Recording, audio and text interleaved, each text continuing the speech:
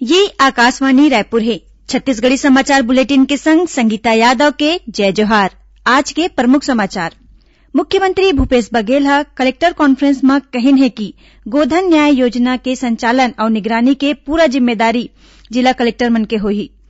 प्रदेश में आज आने जिला ले कोरोना संक्रमित 86 नवा मरीज के पुष्टि होए हे और छत्तीसगढ़ राज्य ओपन स्कूल के परीक्षा अब असाइनमेंट पद्धति ले होही। अब समाचार विस्तार ले। मुख्यमंत्री भूपेश बघेल ह कहिन है कि गोधन न्याय योजना के संचालन और निगरानी के पूरा जिम्मेदारी जिला कलेक्टर मन के होही। ए योजना के पूरा देश में चर्चा है। अर्थशास्त्री और सामाजिक संगठन मन के नजर घलो ए योजना ऊपर है। ओमन कहिन है कि गोबर एक ठिन कीमती वस्तु बनत है। जौन तरह ले धान खरीदी, लघु वनोपज के खरीदी और तेंदूपत्ता संग्रहण के काम करे जात है, अवैया बेरा में ऐसने व्यवस्था गोबर खरीदी और एखर ले तैयार वर्मी कंपोस्ट के मार्केटिंग के करना होही। श्री बघेल ह आज रायपुर में वीडियो कॉन्फ्रेंसिंग के माध्यम ले कलेक्टर मन ला संबोधित करत रहिन है। मुख्यमंत्री ह कहिन कि गौठान छत्तीसगढ़ के परंपरा के हिस्सा हरय, जौन ला आधुनिक रूप देके व्यवसाय ले जोड़े जाथे। एखर ले गांव वाले मन ला रोजगार के अवसर मिलही। श्री बघेल ह कहिन है कि अवैया 20 जुलाई हरेली तिहार ले गोधन न्याय योजना के प्रदेश भर में शुरुआत होही। राज्य में पूरा हो चुके गौठान मन में 20 जुलाई ले अलग अलग तारीख में कार्यक्रम आयोजित होही।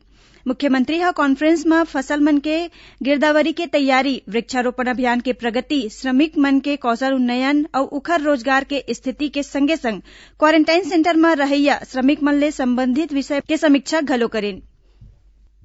मुख्यमंत्री भूपेश बघेल और कृषि मंत्री रविन्द्र चौबे ह आज रायपुर में वीडियो कॉन्फ्रेंसिंग के माध्यम ले आयोजित कलेक्टर कॉन्फ्रेंस के दौरान छत्तीसगढ़ सरकार के महत्वाकांक्षी गोधन न्याय योजना के प्रतीक चिन्ह लोगो के विमोचन करिन। राज्य सरकार ह अवैया 20 जुलाई हरेली तिहार के दिन ले गोधन न्याय योजना के शुरुआत करही। उहे गौ सेवा महासंघ प्रतिनिधि मंडल ह काली गौ सेवा आयोग के नवनियुक्त अध्यक्ष महंत राम सुंदर दास के अगुवाई में मुख्यमंत्री भूपेश बघेल के अभिनंदन करिन। ए मौका में मुख्यमंत्री ह कहिन कि गोधन न्याय योजना ह गांव के हालात ला सुधारे के संगे संग ग्रामवासी मन ला स्वावलंबी बनाए में मददगार होही। ओमन बताइन कि योजना के पशुपालक मन ले गोबर के खरीदी घलो करे जाही। एखर ले पशु मन के खुला में चराई में रोक लगही और पशुपालन बर लोगन के रुझान बढ़ी। प्रदेश में आज अब तक मिले सूचना के मुताबिक आने जिला ले कोरोना संक्रमित 86 नवा मरीज के पुष्टि होए हे। एमा ले 55 मरीज राजधानी रायपुर ले मिले हे। उहे राजनांदगांव और दुर्ग ले 9, बालोद ले 8, गरियाबंद ले 5 नवा मरीज के पहचान होए हे। राजधानी रायपुर में आज मिले 55 कोरोना संक्रमित मरीज मन में शांतिनगर इलाका में रहैया एके परिवार के 18 सदस्य शामिल है। एखर अलावा नगर निगम के पूर्व अधिकारी संग 2 झिन पत्रकार घलो कोरोना पॉजिटिव पाए गए हैं। उन्हें एसपी कार्यालय में पदस्थ 1 झिन हेड कांस्टेबल घलो कोरोना संक्रमित पाए गए हैं।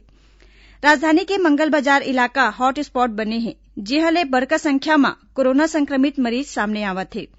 उती राजनांदगांव जिला में आज कोरोना संक्रमित 9 मरीज मिले हैं, जेमा ले 3 आईटीबीपी के जवान हरय। उन्हें 2 मरीज राजनांदगांव नगर निगम क्षेत्र ले है और एक मरीज मोहला और डोंगरगढ़ विकासखंड ले मिले हैं। उन्हें दुर्ग जिला में घलो आज मंझनिया तक 9 नवा कोरोना पॉजिटिव मरीज मन के पुष्टि होए है। एमा ले 7 मरीज बीएसएफ के जवान हरय, जौन मन अग्रसेन भवन में क्वारंटाइन रहिन। अखिल भारतीय आयुर्विज्ञान संस्थान एम्स रायपुर में कोरोना संक्रमित भिलाई के 89 बछर के एक झिन सियान एमएस मिश्रा पूरा तरह ले ठीक होए के बाद अपन घर लौट आए। ये छत्तीसगढ़ के सबले ज्यादा उम्र के कोरोना संक्रमित मरीज रहिन, जौन कोरोना वायरस ला मात दे हे। एखर बर ओमन और उखर परिवार वाले मन ह एम्स के डॉक्टर मन के आभार जतैन। एम्स के निदेशक डॉक्टर नितिन एम नागरकर ह बताइन कि ए बुजुर्ग मरीज ला 29 जून के कोरोना पॉजिटिव आए के बाद 2 जुलाई के एम्स रायपुर में भर्ती कराए गए रहिस। 8 जुलाई के उखर 2 सैंपल निगेटिव आए के बाद ओमन ला छुट्टी दे गिस। ओमन कहिन कि 89 बछर के श्री मिश्रा के पूरा तरह ले ठीक होके घर लौटना डॉक्टर मन के मनोबल ला अउ बढ़ाही। छत्तीसगढ़ी समाचार आप मन आकाशवाणी रायपुर ले सुनत हव। छत्तीसगढ़ के खबर ले है आपकी वास्ता और खबर के विश्वसनीयता ले है हमर वास्ता। आकाशवाणी समाचार रायपुर के प्रादेशिक समाचार बुलेटिन के संगे संग हमार समसामयिक कार्यक्रम आप रेडियो के संग अपन मोबाइल में घलो सुन सकत हव। आकाशवाणी समाचार फेसबुक, ट्विटर और यूट्यूब में घलो हावय। हमार फेसबुक पेज हरे Chhattisgarh news on AIR, Twitter handle CGAIR news और हमार यूट्यूब चैनल हरे छत्तीसगढ़ AIR न्यूज। तो अब रेडियो के संगे संग आपके मोबाइल के माध्यम ले हम आप तक पहुंचत हन। छत्तीसगढ़ के हर खबर पर सुनत रहो आकाशवाणी समाचार। अब आगू बाढ़न बातचीत समाचार डहर। छत्तीसगढ़ राज्य ओपन स्कूल की परीक्षा अब असाइनमेंट पद्धति ले होही। छत्तीसगढ़ राज्य ओपन स्कूल के सचिव प्रोफेसर वी.के. गोयल ह बतैन की 12वीं की परीक्षा भर परीक्षार्थी मन ला आवंटित परीक्षा केंद्र के माध्यम ले अवैया 22 ले 29 जुलाई तक असाइनमेंट ला बांटे जाही। ऐसने 10वीं के परीक्षा भर परीक्षार्थी मन ला आवंटित परीक्षा केंद्र के माध्यम ले अवैया महीना 4 ले 9 अगस्त तक असाइनमेंट काम दे जाही। ओमन बतैन की परीक्षार्थी मन ला जे दिन असाइनमेंट दे जाही ओला 2 दिन के भीतर संबंधित परीक्षा केंद्र में जमा करना जरूरी होही। कक्षा 12वीं बर असाइनमेंट जमा करे के आखिरी तारीख 24 ले 31 जुलाई तक रही। उन्हें कक्षा 10वीं के परीक्षार्थी मन बर असाइनमेंट जमा करे के आखिरी तारीख 6 ले 11 अगस्त तक होही। ए दौरान छुट्टी के दिन में घलो असाइनमेंट लेके और जमा करे के काम करे जाही। खबर के मुताबिक छत्तीसगढ़ राज्य ओपन स्कूल के हाई स्कूल और हायर सेकेंडरी के मुख्य और अवसर परीक्षा कोरोना वायरस संक्रमण के सेती अभी तक आयोजित नहीं हो पाए रही से। प्रधानमंत्री नरेंद्र मोदी के अगुवाई में केंद्र सरकार के दूसरा कार्यकाल के 1 बछर पूरा होए के मौका में भारतीय जनता पार्टी प्रदेश में जनसंपर्क अभियान चलावत हे। ए दौरान भाजपा के पदाधिकारी और कार्यकर्ता गांव-गांव और घर-घर जाके लोगन ला केंद्र सरकार के महत्वाकांक्षी योजना और उपलब्धि के जानकारी देवत हे। यही कड़ी में आज जांजगीर में विधायक नारायण चंदेल के अगुवाई में भाजपा कार्यकर्ता मन ह घर-घर जाके लोगन ले मिलके केंद्र सरकार के योजना और उपलब्धि के जानकारी दिन।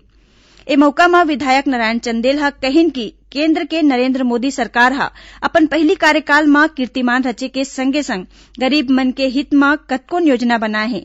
दूसरा कार्यकाल में घलो गरीब मन के हित में कतकोन फैसला लेगे हे जेखर ले ओखर आर्थिक स्थिति सुधरे हे। प्रवासी मजदूर मन ला रोजगार ले जोड़े खातिर बिलासपुर जिला के जनपद पंचायत मस्तूरी में रोजगार कैंप के आयोजन करेगिस। एक कैंप में मस्तूरी और तीर तखार के गांव कर्रा, टिकारी, भदौरा, पेंड्री, लिमतरा और मुड़पार के करीबन 48 प्रवासी मजदूर मन हा भाग लीन। ए दौरान आने आने उद्योग में 13 श्रमिक मन के चयन करेगिस। रेलवे डहार ले राजनांदगांव ले बोरतालाब रेलवे स्टेशन तक तीसरा लाइन बिछाए के काम तेज ले चलत हे। पूर्ण लॉकडाउन के दौरान एक काम करीबन महीना भर तक बंद रहिस। राजनांदगांव, बाकल और डोंगरगढ़ ले जटकन्हार तक बेस बनाए के बाद अब पटरी बिछाए के काम करे जाथे। मोतीपुर, रामनगर क्षेत्र में घलो तीसरा रेल लाइन के काम शुरू हो गए हे। रेलवे के अधिकारी मन बतैन की तीसरा लाइन के काम दुर्ग ले राजनांदगांव तक पूरा हो चुके हे। बोरतालाब तक एकर विस्तार करे जाथे। अधिकारी मन बतैन की साल के आखिरी तक तीसरा लाइन में ट्रेन चलना शुरू हो जही। कबीरधाम जिला में आज होए एक सड़क दुर्घटना में 2 झिन मनखे के मौत हो गए। उन्हें 1 झिन मनखे गंभीर रूप ले घायल हो गए हे, जौन ला जिला अस्पताल में भर्ती कराए गए हे। हमार संवाददाता ले मिले जानकारी के मुताबिक रायपुर रोड के दुल्लापुर और सोनपुरी के तीर मेटाडोर और ट्रक के बीच टक्कर हो गई, जेमा मेटाडोर के ड्राइवर और कंडक्टर के मौका में मौत हो गई। उन्हें ट्रक ड्राइवर गंभीर रूप ले घायल हो गए। आखिर में प्रमुख समाचार एक घाव फेर। मुख्यमंत्री भूपेश बघेल ह कलेक्टर कॉन्फ्रेंस में कहिन है कि गोधन न्याय योजना के संचालन और निगरानी के पूरा जिम्मेदारी जिला कलेक्टर मन के होही। प्रदेश में आज आने आने जिला ले कोरोना संक्रमित 86 नवा मरीज के पुष्टि होए हे और छत्तीसगढ़ राज्य ओपन स्कूल के परीक्षा अब असाइनमेंट पद्धति ले होही। एकरे संग छत्तीसगढ़ी समाचार बुलेटिन इहे सिरावत हे। जय जोहार।